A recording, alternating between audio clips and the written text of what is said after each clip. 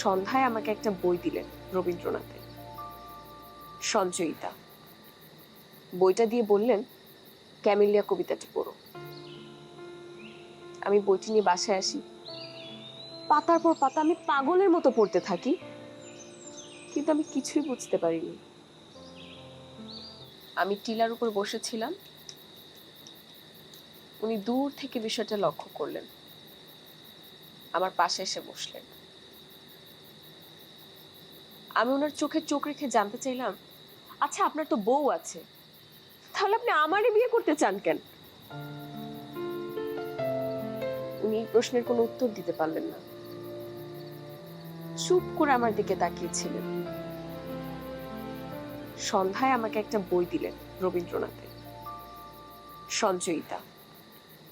বইটা দিয়ে বললেন, ক্যামেলিয়া কবিতাটি পড়ো। আমি বইটি নিয়ে বাসায় আসি।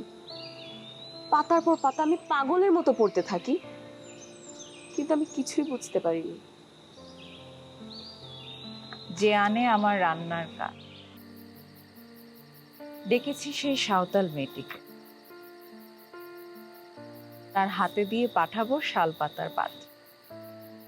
তাঁবুর মধ্যে বসে তখন পড়ছি ডিটেকটিভ গল্প।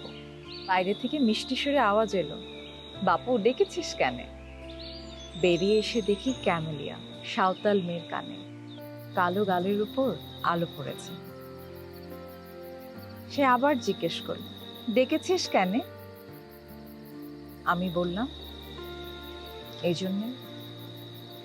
এর মানে হচ্ছে তুমি সাধারণ বৃষ্টির মতো, নদীর মতো, পাশের বাড়ির নোলক পড়া মেয়েটার মতো। সাধারণ ফুলের যে সৌন্দর্য তা কেবলই তোমাকে মানায়, আর এর জন্যই তোমার হাজবেন্ড তোমাকে ভালোবাসে।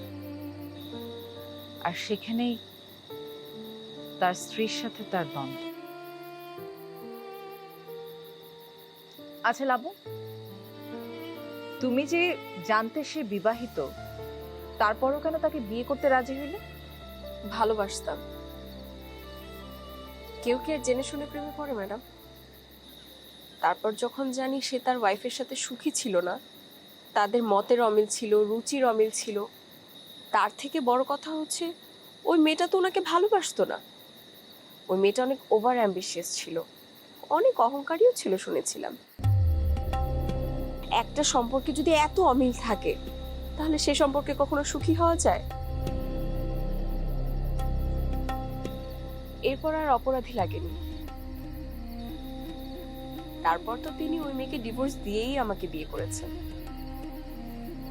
ডিভোর্সটা না দিয়ে আর উপায় ছিল না।